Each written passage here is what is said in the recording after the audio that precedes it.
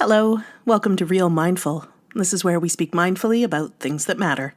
We meet here twice a month to introduce you to some of the teachers, thinkers, writers, and researchers who are engaged in the mindfulness movement. You'll hear all kinds of conversations here about the science of mindfulness, the practice of mindfulness, and the heart of it. I'm Stephanie Domet. I'm the managing editor at Mindful Magazine and mindful.org, and this is Real Mindful.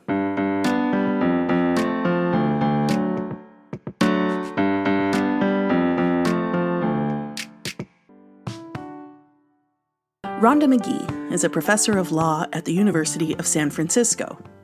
Also trained in sociology and mindfulness-based stress reduction, she's a highly practiced facilitator of trauma-sensitive, restorative MBSR interventions for lawyers and law students, and for minimizing the effects of social identity-based bias.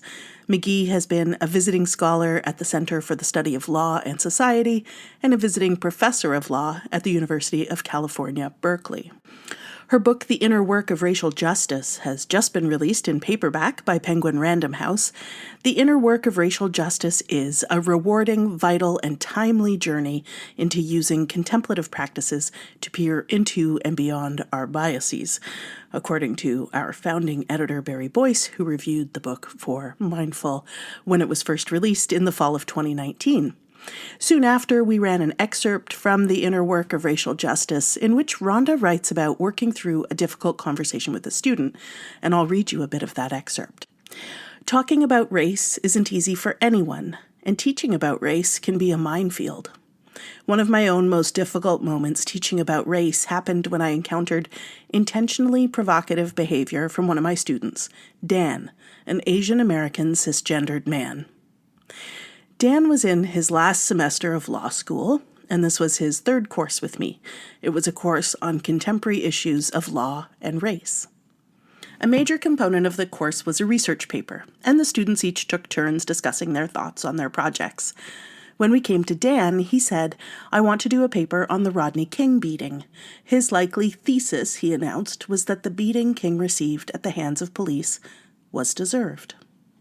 Even as I write this now, I can feel a blip of reactivity. I can see the policemen in that grainy video that we've all seen, appearing to let loose with as much force as they could muster on Mr. King, raining strikes with their batons on the head and torso of a man already on the ground beneath them. And I can feel the empathetic pain, sadness, and anger coming up for me as a result. So when Dan made this announcement to our small seminar-style class sitting around an oblong table, I could sense the tense silence that fell across the whole room, and I could feel my mouth go dry with fear and a bit of intimidation. I felt my temperature involuntarily rise, the blood seemingly rushing to my head. This is what anger feels like, I knew enough to admit to myself silently. And I certainly felt viscerally and immediately the sense of energy of judgmental thoughts arising in my own mind. You are wrong. And indignation, how dare you? This was what confusion, anger, and dismay all mixed up together felt like, and it was what deep concern and compassion for my other students felt like. Several of them were Black and brown and had felt the direct impact of nationwide patterns of over-policing of Black men. Finally, on top of all of this, my own ego was on the line. I'd been tasked with facilitating this conversation and guiding it productively, and this moment certainly wasn't feeling like success. So, you can read the rest of that excerpt at mindful.org. We'll link to it in our show notes. And Rhonda details in it how she worked through a series of conversations with Dan, uncovering what was motivating him and helping him work through some of his own trauma and arrive at some healing. It's a really powerful excerpt, but it left me with a lot of questions as a reader. So I connected with Rhonda Magee in late 2019 to ask her some of those questions. And here's our conversation. In this excerpt from your book, you detail the steps that you took to help one of your students kind of process his feelings, attitudes, and biases. And you detail, that it was a lengthy process. Can you talk about the kind of energy that work requires? Yes, thank you so much. So the kinds of energy, I'm thinking of different ways of answering that. So on one level, you could say in terms of quantity, it requires a lot. you know. It requires a certain kind of commitment, a certain willingness to turn toward that which we could so easily deflect, turn away from, deny, minimize, avoid. Okay, we've got a lot of, let's say, how do I put this? I feel we have a lot of support in most of our communities, in many cultures, for turning away from difficulty. And certainly when we're in institutional settings with other objectives that we could point to as a justification for avoiding these issues. There are many ways in which we often find ourselves doing so, avoiding turning toward these issues. So the energy that it takes is, at least in part, I think for me, what comes up is the fact that it's really important to decide that when these opportunities present themselves for us to, to really look into what's arising around all of this, we will take them up. We will turn into that opportunity as opposed to away from it. So that's a kind of energy it takes. I also think it takes a kind of grounding in a certain kind of, I'm going to use the word love here. A certain kind of, we could use the word kindness. We could use the word loving kindness, but essentially, for me, it takes some feeling of the value, of the possibility of connecting across lots of difference, and of the importance and value of trying to do so again and again, even when it's difficult. So so those are two ways I think about the kinds of energy that are necessary. Number one, it takes a fair amount. Number two, it takes a kind of energy that's wrapped in kindness, love, compassion that includes ourselves, even as we seek to extend it toward others. And both of these then imply a certain amount of, let's say, work, kind of rolling up our sleeves and engaging in these aspects of our lives, these interactions, these opportunities to connect with a certain will to stay in it over the long term as well, or as long as might be required and might be possible in the effort to create some possibilities for healing, for peacemaking, for doing justice that we can feel in our communities. Well, those are some thoughts. Why is it worth it to you to do that work, especially on that one-to-one level? Why is it worth it? Yeah.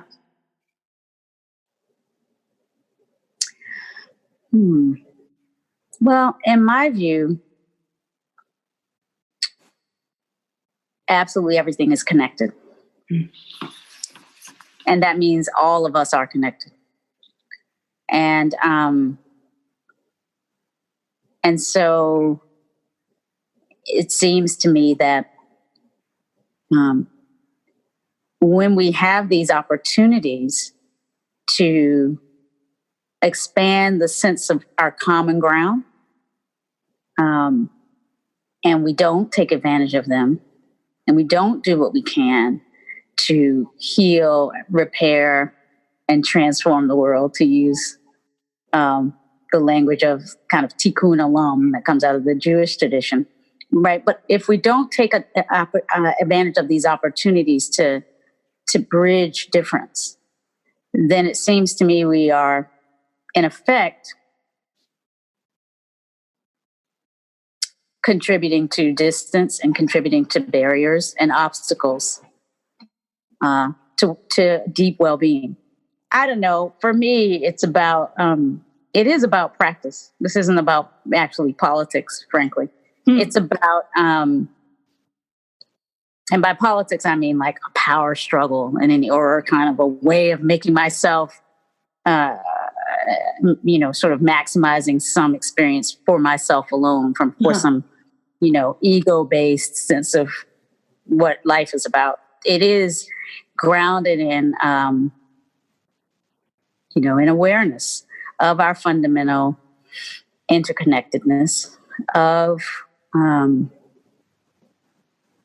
the call that seems to arise out of that for me, which is always about minimizing harm as best we can.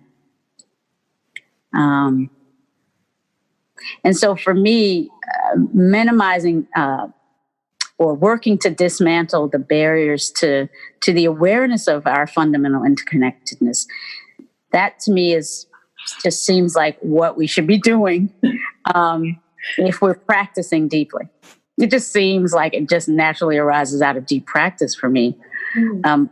Even as I realize this is not necessarily so for everybody who practices. For me, it just seems like to arise out of the deep ethical ground of my practice. Oh, that's so interesting.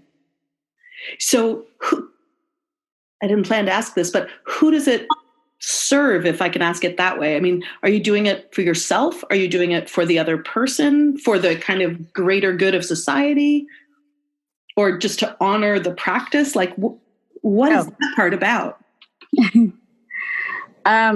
To me, it serves life, which is, the gift of literally being alive.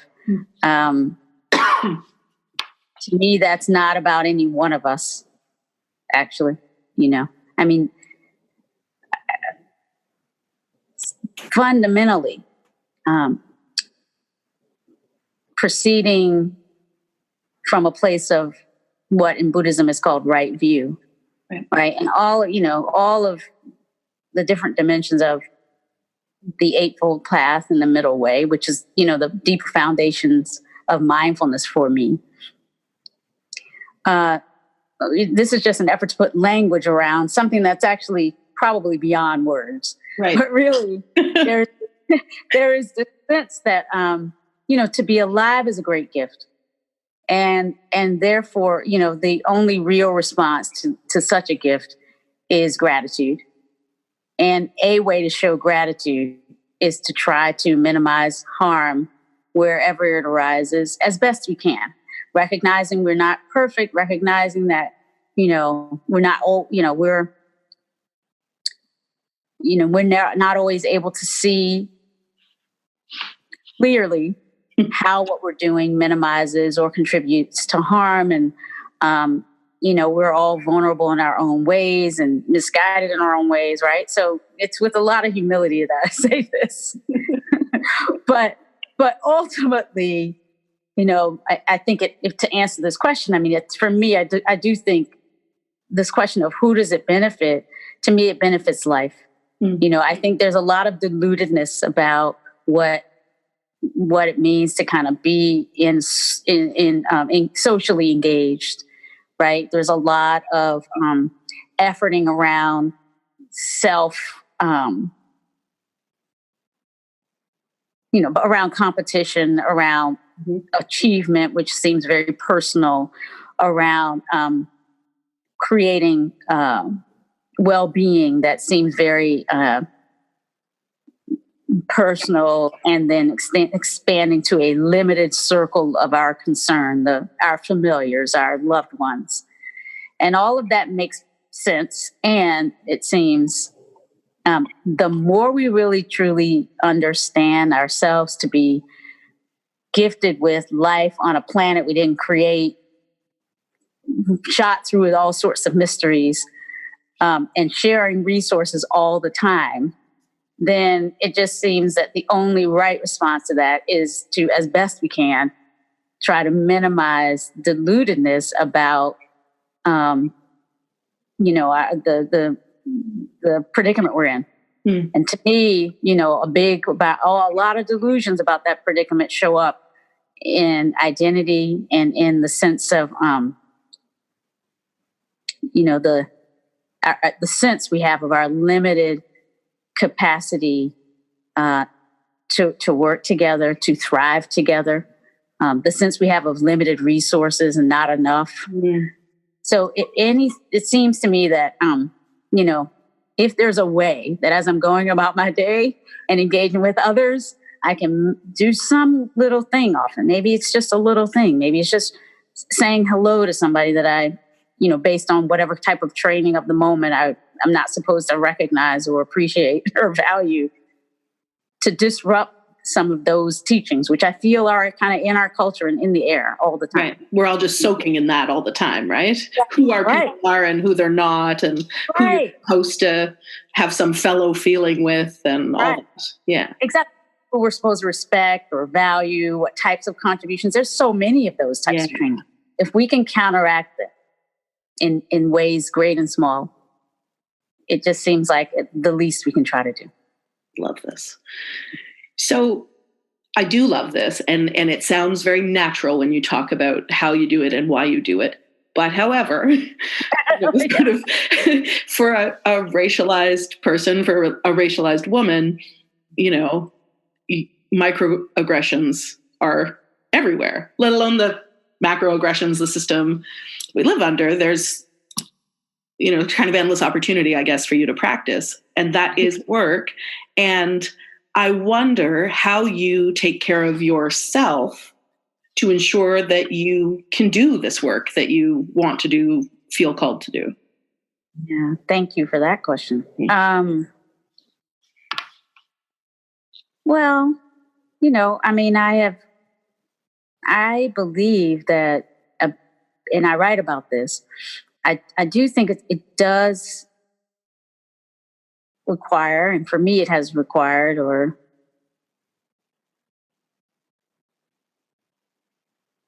kind of come out of a sense of my own agency and what I often call personal justice. This idea that justice starts with us, like how we treat ourselves is an important part of all of it. And so for that reason, taking care of myself feels like the first approximation of whatever it is I'm trying to offer in the world. So there's a reason I live in San Francisco as opposed to North Carolina or Virginia, where I was born and raised, where, frankly, for me, the environment, right, in San Francisco seems to be a bit more conducive to this way of accepting people, this way of working, cross-culturally, multiculturally, working with people who have different ways of expressing themselves, and whether it be about race, sex orientation, religion, immigration status. I live entirely in this city, right? And so that's putting myself in a kind of an environment that is not an easy one still, right? There's still microaggressions. There's still all the isms and schisms. They're here. They are no question they're here. And, I'm giving myself, by choosing to live here, a little bit of an environmental kind of support for what I'm trying to do. Right. And that's just one example. So I think at every point where I have had a chance to choose, the kind of career, kind of work that I do, right? So going into law and then going into law teaching, where there is, for example, again, not that this is a space where we don't have these things come up, but there's a little bit more commitment to democratic, small d, institutional support. So your voice matters in a certain kind of way. And we try to make real our values in a certain kind of way. So for me, it's grounded in an awareness that these sorts of structural environmental aspects of how we live are a part of what might be possible. And then, of course, within that, personal practices like my own commitment to meditation, my own commitment to living the Dharma and being in practice communities with others. But I specifically talked about the environment first and then the practices, because just to sort of play with the way we tend to think about this. We tend to think, we from the place of practice can just kind of overcome just about everything. And that's a good way to think. And certainly, I probably teach that in some ways too. And I don't want to miss this opportunity to name the relevance of our embeddedness in the world. Right. And what really is possible is, in some measure, aided and abetted and shaped by the circumstances, the environments, the structures and systems that we find ourselves bathing in all the time. Right. So if we have some choice, there's certain things we have choice over and certain things we don't. But if we have some choice to put ourselves in relationships, in workplaces, in locations in the world where we're less likely to, on an everyday basis, be disrespected, be disregarded, then it's a privilege. I'm going to say it's a privilege to be able to have such choices. But if we do, and we recognize those privileges, to me, that's another aid for them being able to offer support to others. Right. It's like I've managed to sort of put myself in a place where I have relationships of support, friends and loved ones. I live in a community that is not, provides a certain kind of buffer, if you will, against some of the worst kinds of disrespect that a person like me might find out in the world. So from this place of some relative protectedness from some of the worst of what could come my way, then I actually am able, I think, to give even more. I mean, to me, that goes back to your other question. Why do this? Who does it serve? It's like, again, it feels like an ethical response to the good fortune that I've managed to find myself in at this point. / put together for yourself. / put together for myself. Yes, that is true. It is. And it's hard, sometimes I do think for me, there's a certain way in which I have some humility around the I part of it. Sure. Right. I mean, and so it's a practice point for me to recognize certainly, the circumstances I find myself in right now are a function of both my own personal efforts and actions and taking advantage of certain opportunities and that agency that I spoke of before. And at the same time, I'm very aware that the mere fact that we take advantage or try to take advantage of opportunities and exercise agency doesn't necessarily mean we will always end up in positions that afford us some protection and buffer against, what can come at us in life, deep suffering in life. Yeah. So while I think it's really important for us, and I do this kind of teaching work as much as possible from this place of helping support the development and cultivation of the sense of like, yes, I can. Yes, this life is for me too. I can make the most of it. I worry sometimes about the extent to which that kind of hyper individualized is all about the effort message, which runs, of course, through Western and many other cultures these days. I just worry about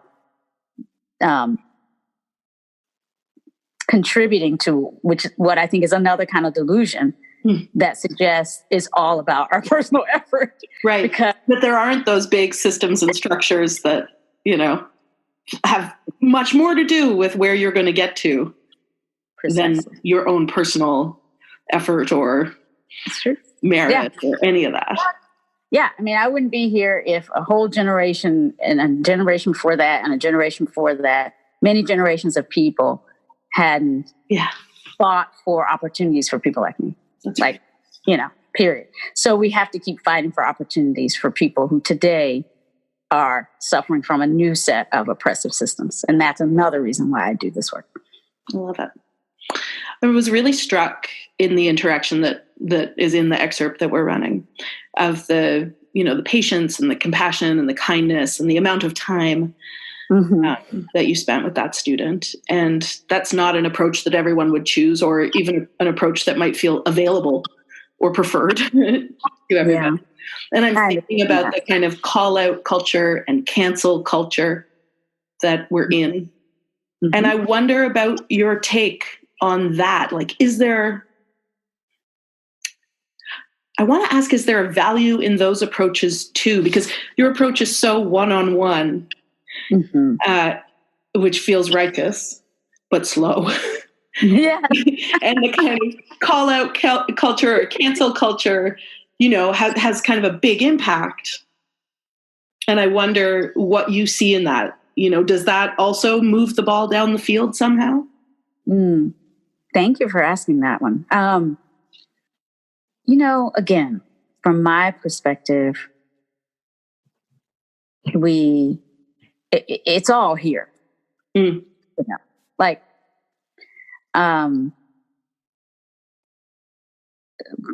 act with wisdom may require a range of different ways of responding to what is.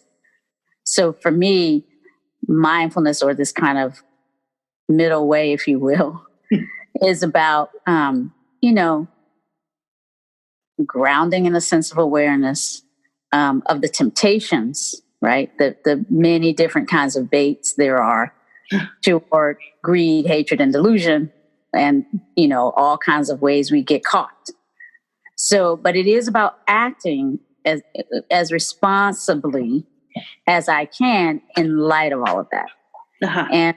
And so what is called for may vary, will probably vary. What's called for in a particular context, place, and time, right? Yeah. The question of how to meet a moment with skillfulness and, whatever approximation toward equanimity is available to us at that moment. So again, to say what's called for is something that, can't fully be predicted in advance. And I don't think that there's only one way, but I definitely think a slow approach has to be part of the toolbox. Right. It just, let's just take a look at our history as a guide. Let's listen to the wise teachers across the millennia as guides.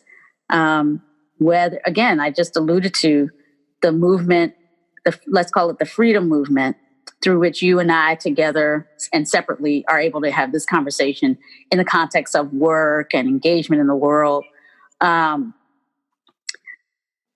The movements that led to women's liberation, more liberation for people of color, an international awareness of, the call to human dignity that we call human rights for all of these movements.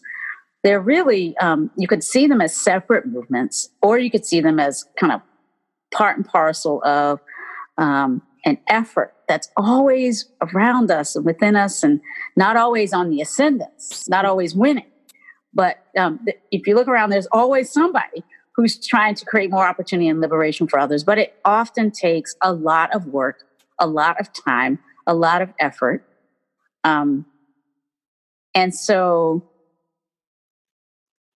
yes, there's a role to play, obviously, for kind of a deep, slow willingness to be a part of whatever solutions might emerge, and to be a healing agent, if you can, right? To bring together those points of separation and communities that are separated and viewpoints that seem separated, right? To be searching for common humanity. There's always some role to play for that. But it's not the only thing, the only way. And so while I think we've probably in the social justice arenas maybe over amplified some of the sharper ways of dealing with this, and that's why I'm doing, in a way, why I feel my approach has merit, right? In other words, it's balance out the sense of what might be called for. It is not, though, to say that there aren't maybe some times when what we really need to do is to take a strong, maybe somewhat sharp stand. Mm-hmm. But I just think that really to do that requires a lot of skill and a lot of wisdom. Yeah. I mean, to act with sharpness, to do so in a way that doesn't itself lead to the kind of cycle of wounding, mm-hmm. right, and humiliation that really just keeps that churns our disconnects and churns a sense of separation. It takes a certain skill to act firmly and clearly, but to do so in a way that can minimize rather than exacerbate patterns of disconnect and separation. And so I think in general, I see a lot of fairly, frankly, unwise resort to these sharper ways of making a point. So I don't, not to point out or call out anyone in particular, but just to say, if we can invite a deeper reflection on what are the both intentions and impacts of our efforts in the arena of justice and of repair and ending oppression. You know, we certainly want to do what we can to end oppression, but in service of what? Like, what do we want? What do we want to create? Right. You know, that to me has to be an ongoing inquiry and reflection and a meditation. What is this all for? For me, it's never about just replacing, mm-hmm. right? Just changing places with the people or the process, whatever it is that I believe to have been causing harm. It's really about trying to bring about a new way of being with each other. Right. It's not that you want to ascend into the oppressor's spot and oppress. Exactly. Right? Ideally, those systems would be dismantled. Yeah. Yeah. And dismantle in a way that really amounts to a kind of a level shift for humanity, mm-hmm. right? Where through which we can really attend to the call of this time, which is to find ways, I think, to live together on a planet where indeed everything is connected, and where, again, the consequences of not figuring out how to work more effectively together are real and in many ways dire. And so I really feel that, there's a certain kind of urgency to figuring out how to work for some notion of justice and to end oppression, but how to do that in a way that opens the heart and that expands the capacity of all of us to be agents of a kind of public love that can help us sustain human life. Because the rest of the planet, the universe is going to go on in whatever way, but human life is vulnerable right now because of, I think, our failure to figure out how to live more gently and effectively together on this planet, and to appreciate this brief opportunity we have between the birth and the death date, the expiration date, to make a positive impact on our world. Do you ever lose your cool? Not as much these days. but I do get upset. I mean, there's so much right now that, I mean, I do quote unquote lose my cool. I often lose my cool intentionally. Oh, as a tool? Well, not necessarily as a tool. Well, a tool for my own healing. In other words, if I need to let it out, and like if there is some heat that's building, like again, this is a trauma sensitive way of doing this work. Like if I'm feeling that sense of agitation and despair, or just like kind of some sudden kind of rage, like something I hear that just seems like completely nuts. I my own practice journey at the moment is about allowing those feelings to be expressed. And as much as possible, doing that regularly enough that they're not, creating a kind of a boiler that is going to explode out there, right? So if I'm here at home where it's safe, it's part of my practice to let the anger and the rage that I feel about injustice come right out. Mm-hmm. I just think that should be seen as, as good practice to let ourselves feel the entire range. And so that when we are, out and, again, in these privileged opportunities we have to be with each other, and something comes up and we are tempted to be triggered, we might have something to let go. We might have to, express some of that, but we're not expressing the week's worth or the month's worth. Right. And we have got to let out, right? Dropping it on the head of the, the person who broke the camel's back, right? Or the one comment. Yeah. So I think it's a kind of, we're not perfect. I'm not a machine. I regularly lose my cool, but I do it in a way that I think is in service of, kind of dealing with the sort of, I'm just going to call it like a trauma aware way of being, living mindfulness. It's like you can't. There's right now. There's so many things happening that are, if you are willing to look at these difficult issues, and if you're not seeing it, if you're not, your heart isn't breaking. Like for me, my heart is breaking every day in some way. Yeah, absolutely, all day, every day. So I have to be careful. I hum, I sing more nowadays. I hum and sing with others more nowadays. Really? Because I think that's a full body kind of practice for letting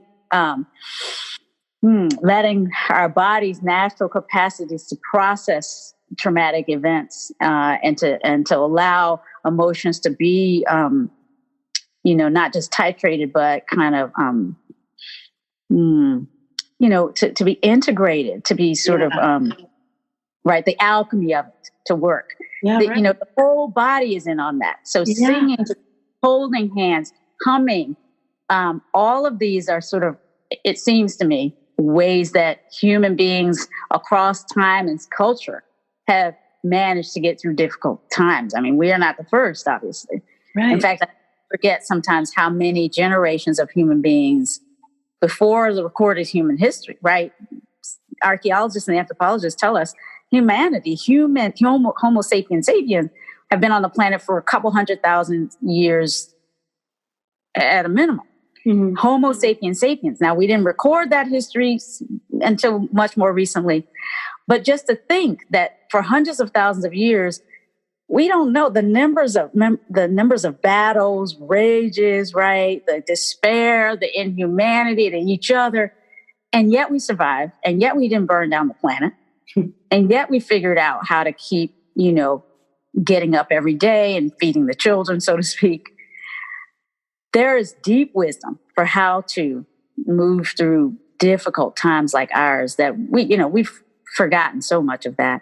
Mm-hmm. And so for me, mindfulness is an invitation for us to not simply, work the practices of this particular beautiful set of teachings that we call mindfulness, but through that awareness, recognize that there's a planet's worth of wisdom about how to get through difficult times, and about the holistic nature of what that takes. So that's what I'm about these days. There are worse things to be about. Yeah. So, we're humming at our Dharma talks these days, or we are, sometimes there might be a breaking out into song, An incredible way to deal with it. Mm-hmm. I thought that losing your cool would look more like, I don't know, like, do you ever want to just swipe all those books off the bookcase behind you, or and start over? Well, yeah. I mean, maybe, but not so much. I mean, I guess when I hear this, I'm thinking of, those who are tempted to say, we just really need to start all over again, right? We just could just blow it all up and start all over again. Yeah. Yeah. Yeah. And that we know there's a strain of that's in our political and social culture right now. And I just feel, I don't have kids, for example, I'm not physically a mother, but I kind of feel like most moms and most of us, again, in these communities that have suffered a lot over time, we're here. We're usually not the ones who say, let's burn it all down, because our children are in that. The things we have lovingly protected from the worst as best we could for generations, whether through slavery or through whatever, right, our cultures and heritages have suffered through. We suffered through so that we can live another day and find the sources of hope and regeneration. We could have at any time said, let's burn it all down like that. So I think that it's a certain kind of relative privilege that allows one to say, in response to times of great difficulty like we're in right now, well, let's just burn it all down. And I've heard someone say, well, yeah, humankind probably won't, the 7 billion won't survive, but, maybe 5 billion get sloughed off and the other 2 billion will be able, I'm like, that's not okay. This kind of cavalier attitude to 5 billion human beings, that, let's talk to the mothers in those amongst us, right? So I do think, and I don't want to privilege, women in a certain way, but I mean that mothering instinct. I believe it's in all of us on some level. That instinct that would protect, that would go into the fire and pull out what we can and start again. Yeah. That to me is, that mindfulness of that, cultivation of that is, I think, what I feel called to help support. And that, I think, it comes at least in part from my own particular lineage as the granddaughter of formerly enslaved people. There is a way that, even in the darkest times, intergenerationally dark times, mm-hmm. where there's no reason to think your children will ever get out of this. Yeah. There's a way, nevertheless, to love, to help bring about places where joy and healing can happen. And my goodness, if people could do it during much darker times, the Holocausts of our history, the enslavement periods of our history, if it could be done, then we can do it now. Mm-hmm. And, so I have some love and compassion for those who feel so beleaguered that the call is to just burn it down. I do. I understand that. And I say, before you light that match, look into the eyes of a child, hold the hand of a friend, realize that these very human gestures matter. Mm. Yeah. And, look for that will, that capacity to live another day in love.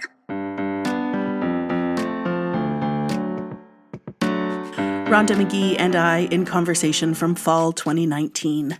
Rhonda's excellent book, The Inner Work of Racial Justice, Healing Ourselves and Transforming Our Communities, is out now in paperback from Penguin Random House. You can read 2 excerpts from the book on mindful.org. We'll link to both in our show notes, and we'll link to the book itself as well.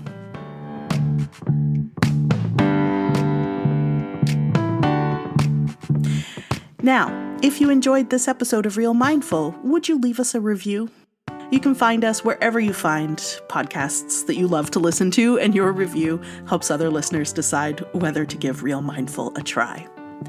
We'd love to hear from you, too. You can let us know what you thought of what you heard on the show, or suggest a topic or guest. Drop us a line at yourwords@mindful.org. I should let you know, too, that we also have a weekly practice podcast called 12-Minute Meditation. Neuroscientific research reveals that 12 minutes of meditation a day can be enough to yield some of the benefits we look for, like increased focus, clarity, calm, and compassion. And so each week we deliver a fresh mindfulness practice directly from your ears from a leading mindfulness expert so that you can do your 12-minute meditation with some expert direction. And you can subscribe to 12-Minute Meditation, again, wherever you find your favorite podcasts. We'll be back with another episode of Real Mindful in November. Until then, may all your pauses be mindful ones.